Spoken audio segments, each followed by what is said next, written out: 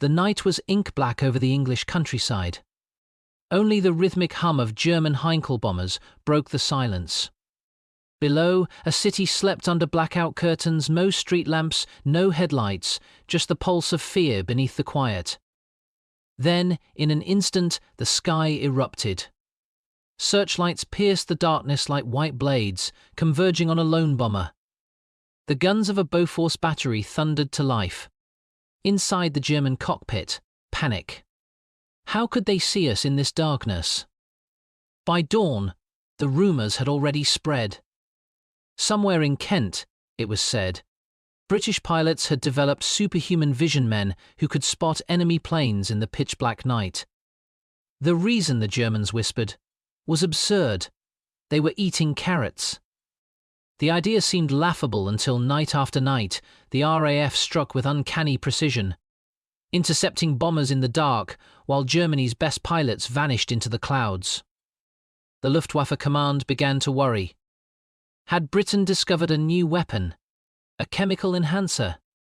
A secret night vision diet? In reality, the truth behind this stupid carrot myth was far darker and far more brilliant than anyone could have imagined. By the summer of 1940, Britain stood alone. France had fallen. The Low Countries lay under Nazi occupation. And across the English Channel, the German Luftwaffe massed for what Hitler called Operation Sea Lion, the invasion of the British Isles. In daylight, the Battle of Britain raged. Squadrons of Spitfires and Hurricanes rose from fields in Kent and Sussex, clawing at waves of German bombers. It was a fight for survival, a duel of courage and attrition. But by October 1940, the tides of war shifted. After suffering catastrophic losses in daylight attacks, the Luftwaffe changed tactics. They turned to the darkness. London's nights became a nightmare. The city went black, streetlights dimmed, windows covered with heavy blackout curtains. Only the low drone of bombers and the rising wail of sirens pierced the stillness. Anti-aircraft shells burst over the Thames like ghastly fireworks. Flames rose from factories, homes and churches. It was the beginning of the Blitz, 8 months of terror from the sky. For the Royal Air Force, this new phase brought a nearly impossible challenge. Fighter Command had trained for daylight combat dogfights where pilots could see their enemies. But at night, the sky became an invisible battlefield. The Hurricanes and Spitfires, heroes of the daylight war, were nearly useless in the dark. Pilots flew blind. Radar, still a closely guarded secret, could barely detect the altitude of an incoming bomber, let alone direct a fighter to intercept it. The results were grim. In the early months of the night blitz, British defences failed to stop the German bombers. Cities burned freely, while RAF pilots, unable to see even a wingtip, patrolled the darkness in futility. The Air Ministry was desperate. Night after night, civilians asked the same question. How can the Germans find us so easily, and why can't our boys stop them? Behind closed doors at Bentley Priory, headquarters of Fighter Command, Air Chief Marshal Sir Hugh Dowding wrestled with an impossible problem. The solution had to come from innovation, not brute force. That innovation began along the coastline, hidden in plain sight. Since the late 1930s, British scientists under Sir Robert Watson-Watt had been quietly constructing a chain of tall, skeletal towers known as the Chain Home Radar System. These towers, stretching from Scotland to the Isle of Wight, could detect enemy aircraft before they reached the coast. It was the world's first operational radar network, and it changed warfare forever. But there was a catch. Radar could tell where bombers were coming from, not where they were going. The data was crude, the screens primitive, and the coordination between radar operators, ground controllers and pilots was still experimental. To turn radar detection into successful interception, something else was needed: night fighters. In late 1940, the RAF began forming specialized squadrons equipped with radar-assisted aircraft, the Bristol Blenheim, and later, the formidable Bristol Beaufighter. These planes carried new airborne interception, AI, radar units, allowing their crews to hunt bombers in darkness. Operators tracked ghostly blips on cathode ray screens, while pilots navigated by instruments alone, guided by faint echoes bouncing off enemy aircraft. This new kind of combat was cold, calculated, and silent. There were no dogfights, only ambushes in the night. The system was still primitive, and secrecy was paramount. If the Germans discovered that Britain had radar-guided night fighters, they would immediately adapt. So the Ministry of Information devised a plan, one of the most ingenious pieces of wartime deception ever conceived. They would hide the truth in plain sight. And so, as newspapers reported increasing RAF success in intercepting German bombers, a peculiar story began to circulate.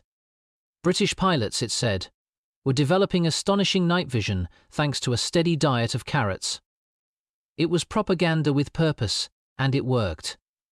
The myth spread like wildfire through Britain and occupied Europe. People laughed, but they also believed. Farmers were told to grow more carrots. Civilians were urged to eat them during blackouts to help see in the dark. Behind this absurd idea lay Britain's greatest wartime secret, one powerful enough to save a nation, yet hidden behind the simplest of lies. And at the center of it all was a quiet campaign of misinformation, orchestrated with surgical precision by British intelligence. By late 1940, Britain was burning yet unbroken. Each night, the Luftwaffe unleashed waves of bombers over London, Coventry, and Liverpool. The fires could be seen for miles, turning the night sky crimson. And yet, beneath that chaos, Britain was quietly turning the tide not through numbers or firepower, but through secrecy. The key lay in a technology so advanced it seemed almost impossible for its time: radar. Officially called radio detection and ranging, radar was one of the most closely guarded military secrets of the Second World War. It could detect aircraft beyond the range of sight or sound, giving the RAF precious minutes to prepare. But the true game-changer was airborne interception radar, a miniature radar set that could fit inside a fighter aircraft. Developed by scientists at WWII Research Station and later at TRE Telecommunications Research Establishment, this system allowed pilots to chase bombers in total darkness. The new Bristol Beaufighter, with its AI Mk.4 radar, became a silent predator of the night sky. However, the British government faced a major problem. They could not let Germany find out how their night fighters were suddenly so successful. At first, the Luftwaffe dismissed the idea that Britain had such technology. Their intelligence officers believed radar required massive ground installations like the chain-home towers along the coast. The idea that a fighter plane could carry its own radar was considered science fiction. Yet, the evidence on the ground told a different story. German bomber crews began reporting bizarre encounters. Beaufighters appearing out of nowhere, attacking from below or behind in pitch darkness, then vanishing without a trace. Luftwaffe intelligence demanded an explanation. They scoured reports, analysed British news, even questioned captured pilots. But the answer that filtered through seemed absurd. The British were eating carrots. The story began innocently enough, a small human interest piece in the Daily Telegraph in late 1940. It described an RAF pilot named John Cunningham who had become famous for his incredible success as a night fighter. His nickname was Cat's Eyes. The article explained, quite seriously, that his superb night vision was thanks to his love of carrots. Behind the article was a quiet directive from the Ministry of Information, the department responsible for British wartime propaganda. The goal was to cover up the sudden effectiveness of the RAF's night defences by attributing it to something harmless and patriotic. Soon, posters appeared across the country urging civilians to eat carrots to see better in the blackout. Radio broadcasts and newspapers repeated the message. What started as a cover story for radar became a nationwide phenomenon. The timing was perfect. Britain was facing food shortages due to German U-boats cutting off imports. Fresh produce was scarce, but carrots easy to grow and store were abundant. The government turned the myth into a practical campaign. If people believed carrots could help them see during blackouts, they'd eat more of them and ease pressure on limited food supplies. Propaganda leaflets showed smiling families munching carrots under dim lights. Cartoon rabbits urged children to see in the dark like fighter pilots. Even Dr. Carrot, a fictional cartoon doctor, appeared in magazines offering advice on nutrition and vision. The psychological effect was immense. People genuinely believed carrots improved night sight. RAF pilots played along, joking about their carrot diets before night missions.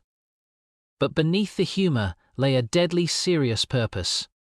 The longer the Germans believed Britain's secret was biological rather than technological, the longer radar would remain untouchable. The deception worked flawlessly. Luftwaffe command took the bait. Reports began circulating that British pilots were using a special diet to enhance their night vision. German intelligence even conducted its own dietary studies, analyzing vitamin A's effects on eyesight. They found some truth. Vitamin A does support healthy vision, but nowhere near enough to explain the RAF's success. Still, the seed of doubt was planted. If the British had discovered a biochemical edge, it meant the Luftwaffe's advantage in the air was not as absolute as Hitler believed. The carrot myth, ridiculous on its surface, had become an information weapon, a perfect smokescreen. For months, it protected Britain's most valuable wartime secret: the existence of airborne radar and the expanding night fighter command. As the Blitz intensified through winter, German bombers found themselves hunted in the dark by unseen enemies, while their commanders kept chasing a vegetable-based illusion. What began as a propaganda trick had evolved into a psychological operation of remarkable brilliance. And for the men who flew those night missions, like Cat's Eyes Cunningham, the myth became both a shield and a secret burden. In wartime Britain, belief could be as powerful as weaponry. By late 1940, the blackout had transformed ordinary life into an experiment in darkness. Every evening, streets vanished into shadow. Civilians navigated their homes by candlelight or the faint glow of rationed lamps. Car headlights were covered with slit masks, reducing their beams to thin lines. Accidents soared. Pedestrians stumbled into ditches, collided with lampposts, and fell from curbs they couldn't see. The Ministry of Information needed not just obedience to the blackout, but morale. And then came the message: carrots help you see in the dark. It was simple, comforting, and oddly patriotic. If eating carrots could help a mother find her way to the shelter or help a child overcome fear of the dark, it made sense to believe. Posters showed smiling families holding torches and bowls of carrots. Pamphlets suggested carrots as a blackout snack. Even in the countryside, farmers embraced the message. Schools distributed carrots to children during lunch. Housewives experimented with carrot jam and carrot pudding. It wasn't just propaganda, it became a way of life. The ministry's campaign united practicality with myth. Carrots were easy to grow, rich in nutrients, and in surplus. But the deeper brilliance lay in psychology. A frightened population found a small, tangible way to feel empowered. For the British public, seeing in the dark wasn't about technology, it was about resilience. It gave ordinary people a sense that science, nature, and determination could conquer fear. Meanwhile, RAF pilots quietly chuckled among themselves. They knew that their real night vision came from radar screens, glowing faintly green in their cockpits. But the myth served a purpose far beyond nutrition. It protected their secret and their lives. For many of these airmen, like squadron leader John Cunningham, the line between myth and reality blurred. Newspapers called him Cat's Eyes so often that even his ground crews referred to him that way. He never publicly contradicted the story. When asked about his success, he'd give a modest smile and say, "Yes, I do eat a lot of carrots." He played his role in the Great Deception not for glory, but for survival. 2. The tactical angle, the radar war, in the night sky, while civilians munched carrots in their kitchens. The RAF's Night Fighter Command was undergoing a transformation unlike anything seen in air warfare before. At the heart of it was an idea that technology could replace eyesight. The early AI Mk.4 radar units fitted inside Bristol Beaufighters and later Mosquitoes were crude but revolutionary. The operator, seated behind the pilot, watched a tiny cathode ray tube displaying two green blips, one for their own aircraft, one for the enemy. The closer the blips, the nearer the target. In the darkness, the pilot trusted only that faint glow. Ground-based, GCI, ground-controlled interception, stations guided fighters toward enemy bombers, relaying bearing, range and altitude via radio. Once within a few miles, the onboard radar took over. The operator called out corrections in calm, measured tones left 2 degrees, steady, range 1 mile. Then, often without ever seeing the enemy with the naked eye, the pilot fired into the void. A sudden explosion would confirm a hit. These encounters were over in seconds, but they represented the fusion of human skill and machine precision. The Germans had no idea how Britain was coordinating these invisible attacks. They assumed the British had somehow trained their pilots to navigate perfectly at night, perhaps with drugs or diet enhancements. Their analysts tried to account for the growing number of bombers lost over the Channel. Nothing fit the data. The truth was that Britain had created an early network defense, an analog version of what modern militaries would call integrated air command. Radar stations, observers, radio operators and pilots acted as one machine, each feeding the other with slivers of information. And all the while, the Ministry of Information's Carrot campaign kept German intelligence pointed in the wrong direction. It was, in effect, one of the first information wars fought not with bullets or bombs, but with rumours and belief. At RAF bases like Middle Wallop and Church Fenton, pilots flew through sleepless nights, their faces lit by the eerie glow of radar screens. They were exhausted, undertrained, and often terrified. Yet, interception success rates climbed. By early 1941, the RAF's radar-assisted night fighters were destroying up to 15% of German bombers per raid, an extraordinary improvement. Luftwaffe reports grew increasingly desperate. Some pilots refused to fly night missions over Britain, claiming the enemy could see through the dark. The carrot myth, absurd as it sounded, began to feel real even to the enemy. Because, in a sense, it was real. Not in the way of vitamins or vision, but in its impact. It was the veil that concealed Britain's technological revolution. Night after night, the rhythm continued. German bombers crossed the Channel. Radar picked up their signatures. British controllers vectored fighters into their paths, and somewhere in the darkness, a cat's eyes pilot lined up the shot. When the wreckage of a Heinkel or Dornier was found smouldering in a field the next morning, villagers would whisper, "The carrots are working." They weren't wrong, just not in the way they thought. The success of radar and the cover story that shielded it marked a turning point in Britain's defensive strategy. But behind the public smiles and wartime posters lay deeper consequences, moral, scientific, and psychological. Because the carrot myth, while brilliant, was also an experiment in truth itself. Every war is fought on two fronts, the battlefield and the mind. And in the dark winter of 1940, Britain's Ministry of Information understood something profound. Truth alone doesn't win wars, belief does. The carrot myth became one of the most successful examples of psychological warfare ever executed because it struck the perfect balance between credibility and absurdity. It was believable enough to spread, ridiculous enough to be memorable, and patriotic enough to inspire. For the average British citizen, carrots represented thrift, health, and self-reliance virtues needed in wartime. For the Luftwaffe, the story created doubt. If British pilots had night vision diets, what else might they be hiding? In the fog of war, uncertainty is lethal. The Germans had already been rattled by Britain's uncanny radar coverage during daylight raids. The sudden leap in accuracy during night missions shattered their assumptions about British capability. The idea of a human enhancement, even through something as mundane as diet, was a comforting explanation for the unexplainable.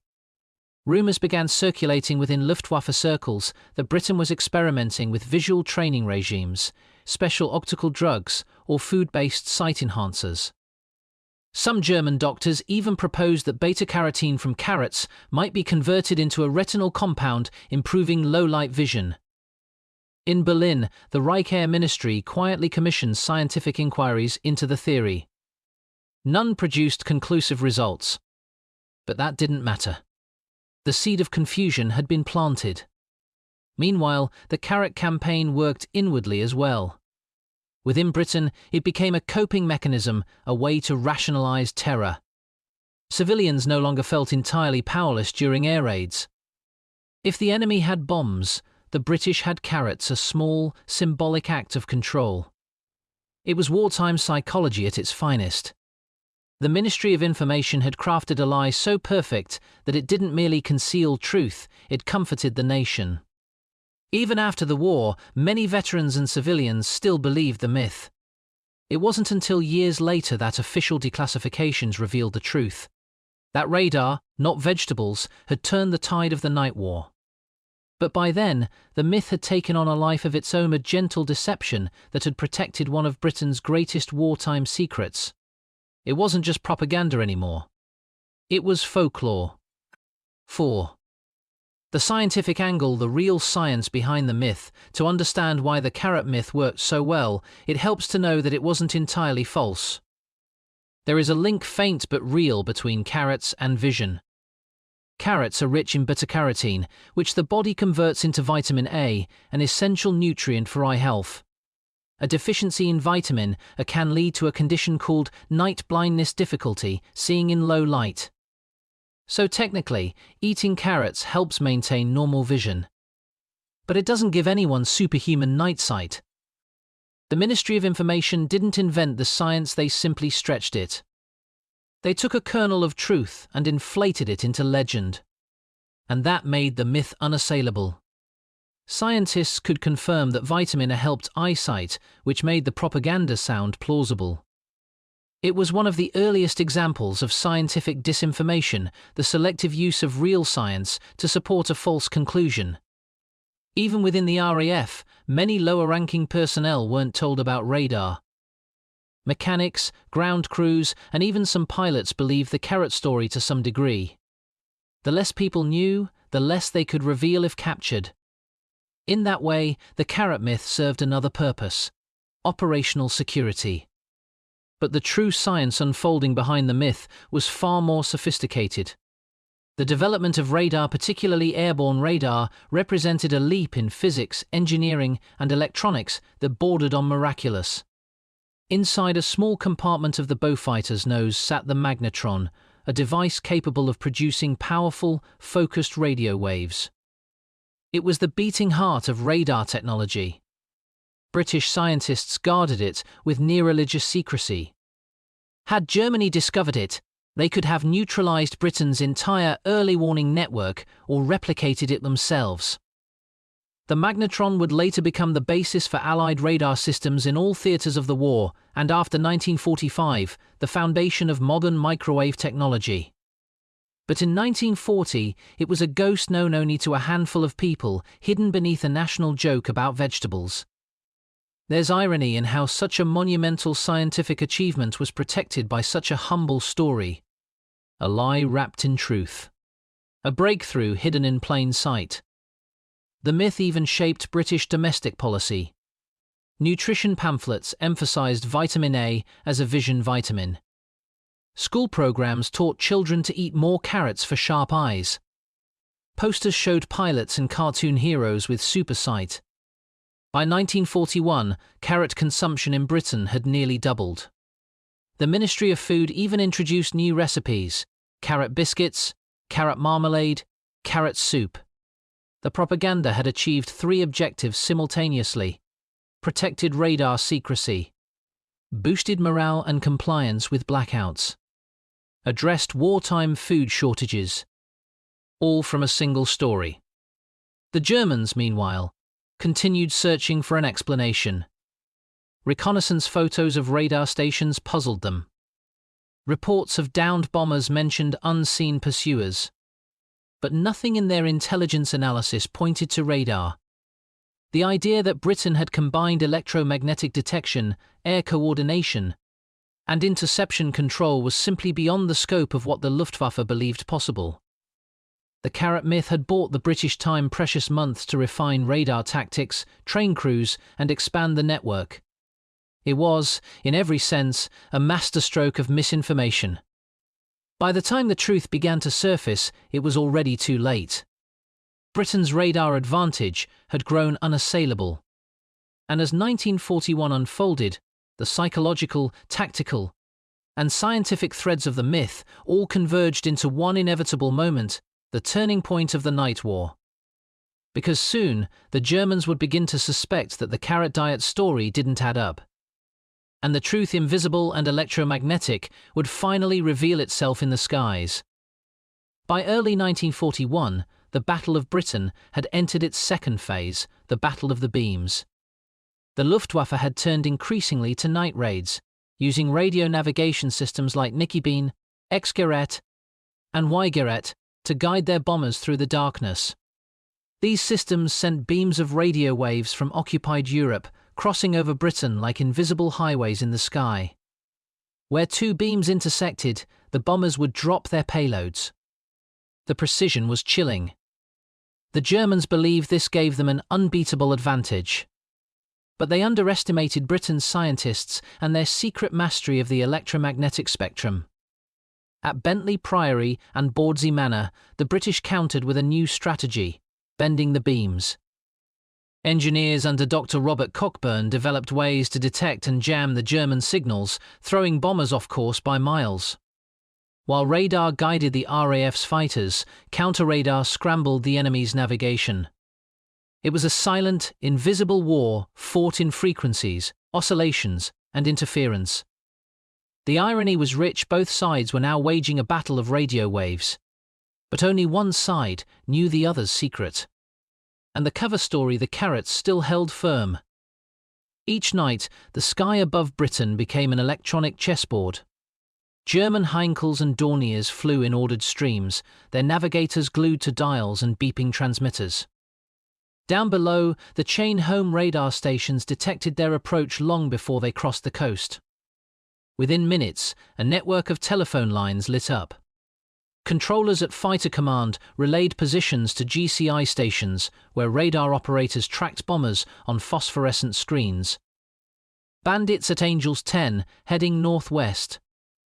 Orders went out. Engines roared to life. The Bristol Beaufighters' heavy, twin-engined night fighters rose into the cold, clouded sky. Inside each cockpit, darkness reigned. The pilot relied on his instrument's artificial horizon, altimeter, airspeed indicator, while his radar operator watched the faint, flickering trace on a cathode screen. Contact, 5 miles, closing fast. The pilot banked sharply, adjusting to the operator's voice. 2 degrees left, range 1 mile, nothing but blackness. Then, through the gloom, a faint silhouette appeared, the hulking shadow of a Heinkel bomber. The Beaufighters' cannons thundered. A burst of fire tore through the night. The bomber erupted in flame, its wreckage falling silently into the countryside below. Another interception. Another ghost kill. And the Germans still didn't know how. By February 1941, the success rate of RAF night fighters had soared. Entire squadrons were now devoted to night interception. No. 604 Squadron, led by men like Cat's Eyes Cunningham, became the stuff of legend. In 1 month alone, Cunningham downed 5 enemy bombers, all at night. His calm demeanor and extraordinary precision earned him a Distinguished Flying Cross and a nicknamed Immortality in the press. Every article mentioned carrots. Every interview repeated the same line. Our boys eat plenty of carrots, that's why they can see so well in the dark. Behind the myth, Cunningham and his crew were operating one of the most sophisticated systems of warfare in existence, fusing airborne radar, radio control, and pilot instinct into a single lethal rhythm. The Germans, still convinced the British advantage was human rather than technical, continued to experiment with diet and vision training among their own pilots. But the Luftwaffe's night bombing campaign was losing momentum. In Berlin, the ACLA Oberkommando der Luftwaffe faced growing frustration. Losses were mounting, morale was slipping, and navigation was faltering due to British jamming. Reports from returning crews were hauntingly similar. They find us in total darkness, they attack from nowhere, they see us before we see them. Even Hermann Göring, the once proud head of the Luftwaffe, demanded answers. How could Britain, a nation supposedly on the brink of starvation, strike so effectively at night? His intelligence officers presented the only consistent explanation available. The British had developed advanced night training programs and were using a nutrient-based visual enhancer. Göring reportedly scoffed but had nothing better to believe. The carrot myth had now evolved beyond propaganda. It was an official deception embedded in German intelligence assessments. In the darkness over Britain, radar and myth danced together, one real, one imagined, but both working toward the same goal: to defend the island. And it was working. By mid-1941, the number of bombers reaching their targets dropped dramatically. Those that did often missed by miles due to beam distortion. RAF night fighters were now intercepting up to 20% of incoming aircraft. The Luftwaffe's strategy, designed to terrorize Britain into submission, was unraveling. Meanwhile, in Whitehall, the Ministry of Information watched with quiet satisfaction. The carrot story continued to dominate food campaigns, now exported even to allied nations. Posters in America and Canada urged children to eat carrots the British way to see in the dark. A joke had become global. But beneath the humor, a new era of warfare was dawning, one defined by information, deception, and electromagnetic mastery. Britain's success at night marked more than just survival. It was the birth of the modern intelligence war, where truth became a weapon and technology, the new form of sight. As spring arrived, the night raids began to slow. Hitler's attention was shifting eastward toward Operation Barbarossa, the invasion of the Soviet Union. But before the bombers departed British skies for good, one final wave of attacks would test everything the RAF had built: radar, tactics, and the deception that had protected it all. A battle that would decide whether Britain's night defences were truly invincible. By May 1941, the Luftwaffe launched one of its most intense bombing waves, yet a last, furious attempt to crush British morale before turning east toward the Soviet Union. It became known as the May Blitz. For 7 nights, the bombers came in endless streams, targeting London, Liverpool, Hull, and Belfast. Thousands of tons of explosives rained down. Fire brigades fought infernos while searchlights carved the sky. Yet something had changed, something the Germans could not explain. Their navigation beams were unreliable. Their formations scattered. And one after another, bombers simply vanished. The night war had turned decisively against them. At Fighter Command headquarters, the coordination was near seamless. Radar stations along the coast tracked incoming raids, GCI operators directed squadrons into position, and airborne radar brought the final kill. Every step of the chain worked in synchronization, the product of months of testing, secrecy, and training. In one night, over 30 Luftwaffe aircraft were destroyed, many without a single British fighter ever visually spotting them first. To the German crews, it was witchcraft.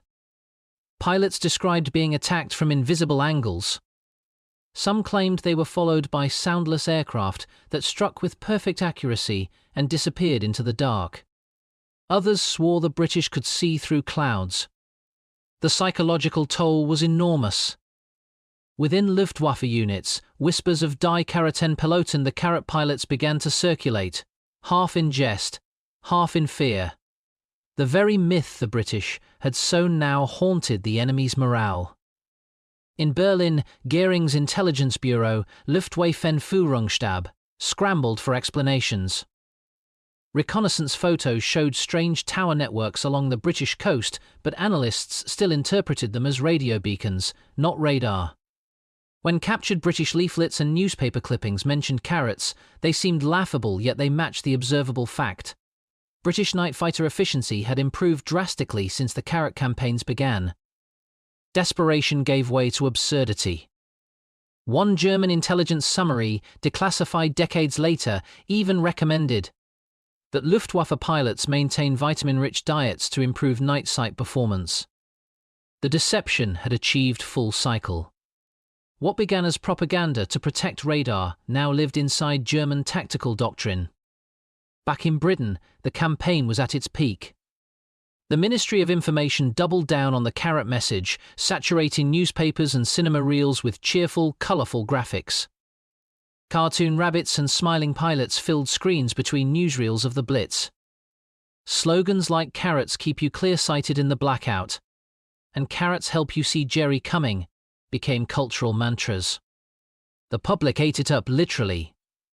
Children crunched raw carrots on their way to air raid shelters. Women's magazines published recipes for carrot curry, carrot pie, and even carrot fudge. Farmers' production quotas were rewritten to favour the vegetable. And behind all this cheerful absurdity, radar towers hummed in silence, feeding Fighter Command with data that was saving the country. The success of the deception wasn't only in what it made people believe, it was in what it prevented them from asking. Not a single journalist, scientist, or politician leaked a word about radar. The nation believed the cover story so completely that Britain's greatest wartime innovation remained invisible, hiding in plain sight beneath a plate of vegetables. Meanwhile, inside the cockpits, the reality was far from cheerful. Flying radar-equipped Beaufighters was among the most dangerous jobs in the RAF. The missions were long, monotonous, and terrifying. Crews flew for hours in pitch-black skies, often in poor weather, guided only by faint blips on the radar scope. The radar operator, usually seated behind the pilot, bore immense pressure. A single miscalculation could send both men spiraling into the ground. Yet, despite the danger, morale remained high. Success bred confidence, and for the first time Britain's airmen felt they were striking back. Men like John Cunningham, Brants Burbridge, and Cyril Bam Bamberger became living proof of Britain's growing mastery of the night sky. Their names appeared in the papers constantly, each mention wrapped in the same familiar myth: carrots. Cunningham, the ace whose radar-assisted kills earned him fame, later admitted after the war that he played along deliberately. "We never spoke of radar," he said. "It was too important. If carrots helped keep that secret, then carrots it was." The climax of this deception came not with a single battle, but with a realization. By mid-1941, Luftwaffe reconnaissance finally began detecting faint transmissions from RAF fighters' emissions consistent with radar frequencies. German scientists in occupied France confirmed it. The British were using miniature radar sets in the air. The truth had broken through. But it was too late. The radar advantage had already been perfected, mass-produced, and integrated into every layer of Britain's air defence. The technology was years ahead of anything Germany could replicate. And the months, even years, that the carrot myth had bought Britain had been enough to change the course of the air war forever. When the Luftwaffe finally scaled down the night blitz in May 1941, Hitler's attention turned eastward to Russia. The campaign against Britain had failed. London still stood. Radar still hummed along the coast. And the carrot posters still smiled from walls and shop fronts across the country. The lie had done its duty. The night war was no longer Germany's. It belonged to the shadows Britain had learned to see through, not with carrots, but with science, deception, and courage. The end of the Blitz did not bring the end of the carrot story. If anything, it grew deeper roots in the soil of British culture. By summer 1941, as bombing slowed and Hitler's attention turned toward Russia, Britain entered a period of uneasy calm. Food remained scarce, morale fragile, and secrecy still paramount. The government couldn't reveal the radar secret, not yet. The war was far from over. So the myth lived on. The Ministry of Information continued to promote carrots with renewed enthusiasm. What had begun as a cover story was now a cornerstone of Britain's wartime nutrition propaganda. Posters carried slogans like "Carrots keep you healthy and bright-eyed," and "Carrots the secret of night vision." Cartoon mascots like Dr. Carrot and Potato Pete became household names. Children sang jingles about carrots on BBC broadcasts. Farmers grew record crops across the countryside, encouraged by the Ministry of Food to dig for victory and fill the nation's plates with orange. For the public, the campaign was a symbol of resilience, a small, cheerful defiance against the darkness of war. For the government, it remained a convenient mask over something far more precious: Britain's command of the invisible battlefield. Inside RAF Command, meanwhile, radar had evolved from a fragile experiment to a decisive weapon. The success of night fighter interceptions convinced military planners that electronic warfare was no longer a niche, it was the future. The British airborne interception radar was continuously upgraded through 1942 and beyond. The AIMK. The eighth, using centimetric radar made possible by the cavity magnetron, allowed even greater precision. For the first time, night fighters could see through clouds, rain, and darkness with near-surgical accuracy. These advances were shared cautiously with Allied forces through secret coordination with the Americans and Canadians. By 1943, the magnetron design had crossed the Atlantic under the Tizard mission, sparking a radar revolution that transformed air defense across the Allied world. And all that time, the story of the Carrot pilots continued to echo in public imagination, harmless, humorous, and useful. It had done what no bullet, bomb, or radar pulse could. It had hidden the truth in plain sight. Even as the RAF grew stronger, the myth spread internationally. American newspapers reprinted the story of Cat's Eyes Cunningham, marveling at his carrot-fueled vision. In the United States, wartime nutrition campaigns echoed the British line: "Eat vitamin A, keep your eyes sharp for victory." In Canada and Australia, too, posters linked carrots to better vision, creating a shared narrative of Allied ingenuity. Few realized it was born from a deception designed to fool the enemy. The irony was almost poetic. While German scientists scrambled to catch up with British radar, developing their own versions, like the Liechtenstein radar for night fighters, their research had been delayed by a vegetable. By the time they fielded their own systems in late 1941, Britain had already advanced 2 generations ahead. The carrot myth, trivial on its surface, had bought precious time months that translated into thousands of saved lives. It wasn't just propaganda anymore, it had become an instrument of strategic delay. In the years that followed, as Allied bombing raids over Germany intensified, the tables turned completely. Now it was the Luftwaffe struggling to survive under Allied radar-guided assaults night after night, hunted by the same technology they had once mocked. And still, among British civilians, the carrot story persisted as gospel truth. Mothers told their children to eat carrots like the pilots. Farmers taught the same to their sons. Even when rationing ended years later, the association between carrots and eyesight remained embedded in public belief. A myth born from necessity had become cultural truth. By the time radar's full story was declassified after the war, most Britons were astonished. Few had ever guessed that their nightly meals, their cheerful posters, and their beloved Cat's Eyes hero were part of a national deception. Yet, in a way, it didn't matter. The lie had protected something real, something worth the secrecy. Because in the end, the story of the carrot wasn't about vegetables or vitamins. It was about vision, the vision to see beyond the obvious, to deceive wisely, and to fight with intellect rather than brute force.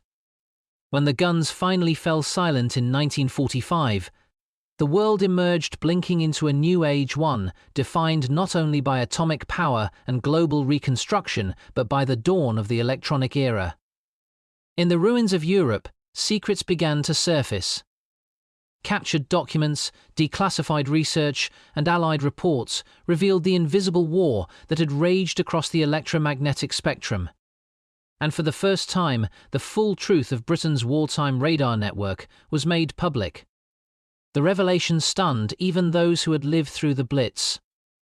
Ordinary Britons, who had spent years believing in the comforting legend of carrots and cat's eyes pilots, learned that the real savior of their nights had been radio waves, oscilloscopes, and the silent hum of transmitters hidden along the coast.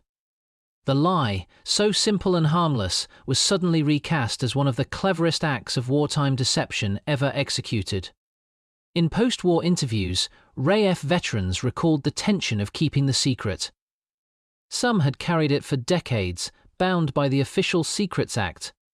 John Cunningham, the man immortalized as Cat's Eyes, remained characteristically understated. In a 1950 BBC interview, when asked whether the carrot story had ever fooled the Germans, he smiled faintly and said, "I rather hope it did." His understatement concealed a truth that intelligence historians would later confirm. The deception had fooled them completely. Captured Luftwaffe officers after the war admitted that German intelligence had accepted the carrot story as plausible, particularly after seeing the British government's relentless promotion of it. In their minds, no nation would publicly advertise its greatest military secret, therefore, the story had to be true. It was, in retrospect, the perfect paradox of deception. As radar's true history emerged, the narrative of the war itself changed. Historians began to see the Battle of Britain and the Blitz not just as triumphs of courage, but as triumphs of science, organization, and information control. The carrot myth, once a sideshow anecdote, became a symbol of how intelligence and propaganda could shape reality. Wartime Britain had not just hidden radar, it had managed the perception of an entire nation and its enemies through carefully crafted misinformation. It was, in many ways, the first large-scale experiment in psychological operations, or what later military theorists would call psyops. This philosophy would go on to shape the Cold War.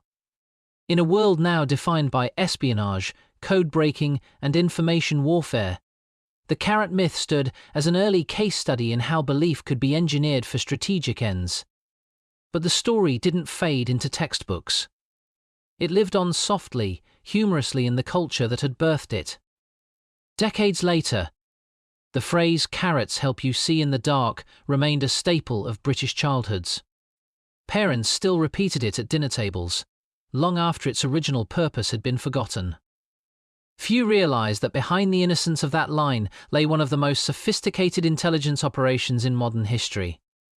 In 1993, the Imperial War Museum unveiled an exhibition titled "Science and Secrecy: Britain's Hidden Weapons of World War II." Among the radar displays and engineering models stood a small glass case containing something ordinary, a cluster of wartime Ministry of Food posters, bright and cheerful, urging citizens to eat more carrots. Beside them, a simple placard read, "The Carrot Story, one of Britain's greatest cover-ups." A harmless myth that helped protect the deadliest secret of the war: radar. Visitors smiled, some laughing aloud. Others lingered in thought. For many, it was the first time they realized that propaganda didn't always deceive to harm. Sometimes it deceived to protect. The legacy of that deception endured far beyond the war. It reshaped how governments understood the relationship between truth and security, between information and power. And it left behind an unlikely monument, not a fortress or a weapon, but a vegetable, standing quietly as a symbol of cunning, courage, and ingenuity. The carrot, bright and ordinary, became a metaphor for a nation's ability to fight in the shadows, to see without being seen, and to win without being known.